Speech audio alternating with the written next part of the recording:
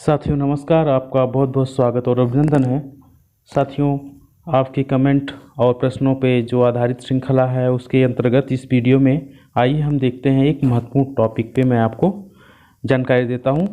देखिए, हेडिंग में आप देख पा रहे हैं कि परिवार का एक व्यक्ति पहले से ही सरकारी सेवा में है तो कार्यरत होने पर किसी अन्य को मृतक आश्रित का लाभ नहीं दिया जाना चाहिए। ये माननीय न्यायालय का तर्क है। ये माननीय न्यायालय का तर्क है। इसको हम देखते हैं। ये अलग प्रकार का एक मामला है, इसको हम विस्तार से समझते हैं। जैसा कि आपको ये रिट नंबर वगैरह दिख रहा है 17,824 और इस पर निर्णय आया है 2016 में 17 अगस्त 2016 को Irfan Ansari versus state of UP and others, Allahabad high court में ये याचिका दाखिल की गई थी सिविल कोर्ट नंबर 18 में।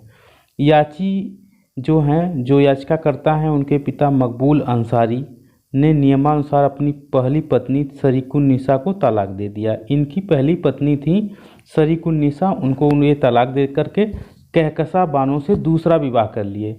कहकशा बानो स्वयं सरकारी दफ्तर में कार्य करती थी और उसका पुत्र भी गोरखपुर में ट्रेजरी ऑफिसर था।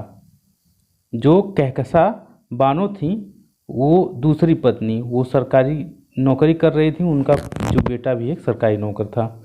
पहली बीवी के पुत्र होने के नाते इरफान अंसारी।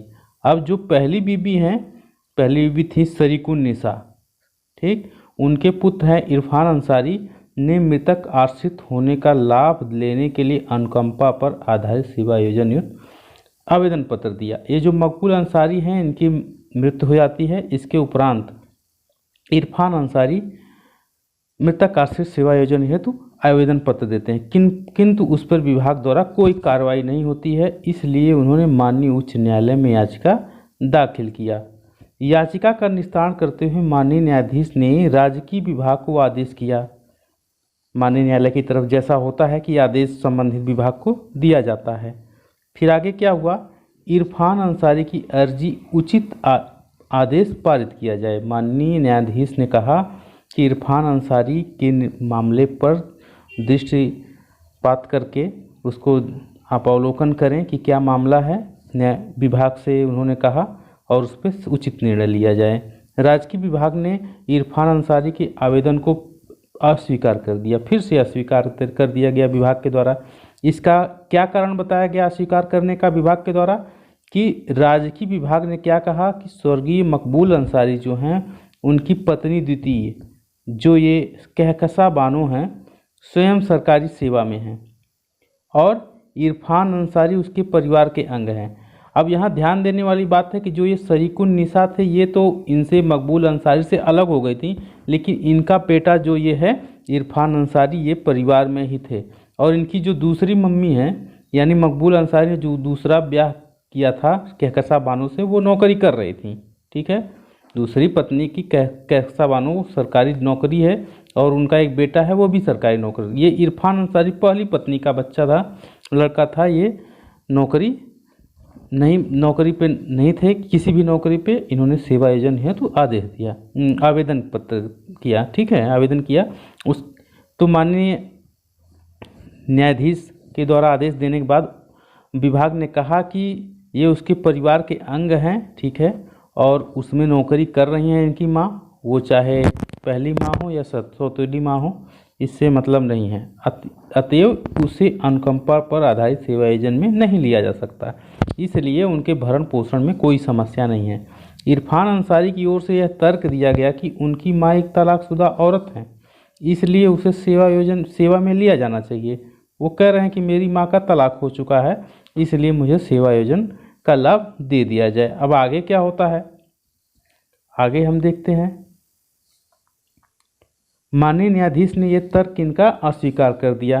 क्या तर्क उन्होंने दिया था कि उनकी माँ एक तलाकशुदा औरत है।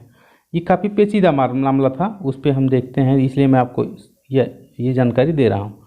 माननीय न्यायाधीश ने कहा कि the fact that the petitioner is the son of late Maqbool Ansari and therefore a member of his family is not disputed even by the respondents, but that alone would not entitle him to claim appointment on the compassionate ground in view of the mandatory language of rule number 5 सब rule number 1 of the rule 1974।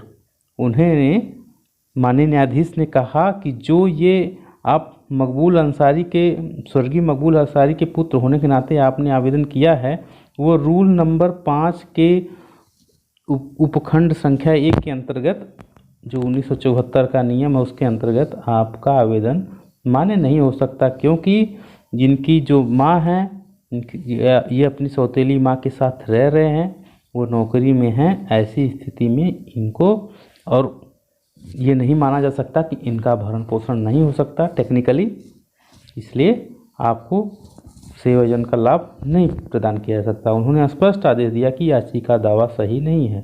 Therefore considering the matter is the light of the facts of the present case and the specific provisions of the rules 1974, in my opinion there is no illegality or infirmity in the impugnant order। ठीक है, ये कह रहे हैं माननीय न्यायाधीश कह रहे हैं कि इसलिए जो आपका ये मामला है ये 1974 के जो प्रोविजंस हैं, जो अधिनियम है उसके अंतर्गत ये आवेदन आपका मान्य नहीं किया जा सकता, उसके अनुकूल नहीं है, इसलिए आपको सेवा योजना का लाभ नहीं दिया सकता। उनकी याचिका खारिज हो गई। ठीक है साथियों, तो ये एक टेक्निकल मैटर था। उम्मीद है कि ये आपके लिए जानकारी परख रहा होगा। ये प्रश्न जो है औरैया से, गोरखपुर से और जौनपुर से लोगों ने पूछा था, उस पर आधारित था। ठीक है, उम्मीद है आप लोगों का जो शंका समाधान हुआ होगा। मिलते हैं अगले वीडियो में, तब तक के लिए नमस्कार साथियों, आपका बहुत बहुत धन्यवाद।